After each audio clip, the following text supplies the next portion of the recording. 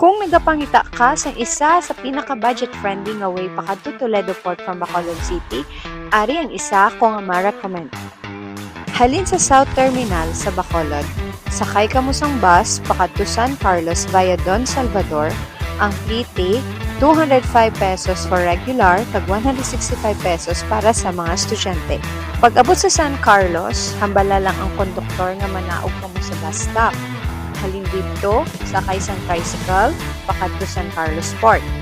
Ang plite around 20 pesos to 30 pesos kada tawo. Sa ferry naman, ginpili namon ang light ferry.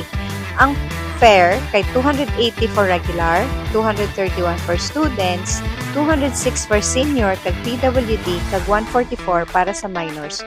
Don't forget nga may 20 pesos terminal fee per person.